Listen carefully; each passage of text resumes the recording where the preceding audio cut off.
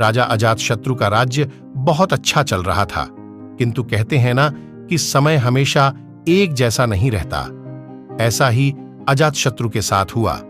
राजा कई मुश्किलों से घिर गए और उन मुश्किलों से बाहर नहीं निकल पा रहे थे। उन्होंने कई युक्तियां अपनाई, लेकिन असफल रहे। एक दिन उनकी मुलाकात एक तांत्रिक से हुई। राजा ने तांत्रिक को अपनी मुश्किलें बताईं। तांत्रिक ने राजा की बातों को ध्यान से सुना, फिर उसने एक उपाय बताया।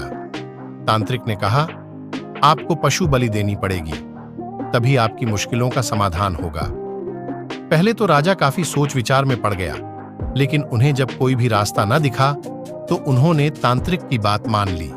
तांत्रिक के कहे एक बड़ा अनुष्ठान किया गया। पशुओं को मैदान में बलि देने के लिए बांध दिया गया।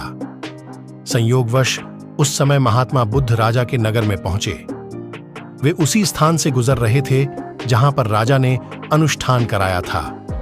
महात्मा बुद्ध ने जब देखा कि निर्दोष पशुओं की बलि दी जाने वाली है, तो वे राजा के पास गए और बोले, राजन, आप इन निर्दोष पशुओं को क्यों मारने जा रहे हैं? राजा बोले, महात्मा जी, मैं इन्हें मारने नहीं, अपितु राज्य के कल्याण के लिए इनकी बलि देने जा रहा हूं, जिससे सारे राज्य का कल्याण होगा।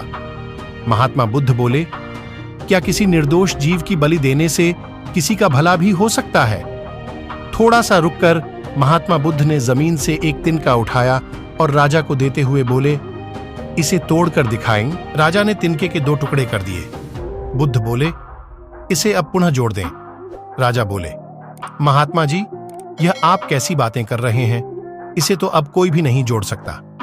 तब बुद्ध राजा को समझाते हुए बोले, राजन, जिस प्रकार इस तिनके के टूट जाने के बाद आप इसे नहीं जोड़ सकते, ठीक उसी प्रकार जब आप इन पशुओं की बलि देंगे तो यह निर्दोष जीव आपके कारण मृत्यु को प्राप्त होंगे और इन्हें आप दोबारा जिंदा नहीं कर सकते, बल्कि इनके मरने के बाद आपको जीव हत्या का दोष लगेगा और आपकी मुश्किलें कम होने के बजाय और भी कहीं अधिक बढ़ जाएंगी, क्योंकि किसी भी निर्दोष जीव को मारकर कोई भी व्यक्ति खुशी नहीं प्राप्त कर सकता। आपकी समस्या का हल निर्दोष जीवों को मारने से कैसे होगी? आप राजा हैं, आपको सोच विचार कर निर्णय लेना चाहिए। अगर आप सच में अपनी मुश्किलों का हल चाहते हैं तो दिमाग से काम लीजिए। मुश्किलें तो आती जाती रहती हैं, यही जिंदगी का सच है। किसी निर्दोष जीव को मारने से समस्याएं नहीं समाप्त होंगी, बल्कि उसका हल आपको बुद्धि से ही निकालना होगा। बुद्ध की बात सुनकर अजातशत्रु उनके चरणों में गिर पड़े और अपनी भूल की क्षमा मांगने लगे। अजातशत्रु ने ऐलान करा दिया कि अब से उनके राज्य में किसी निर्दोष जीव की हत्या नहीं की जाएगी। दोस्तों, गौतम बुद्ध की कहानी कैसी लगी?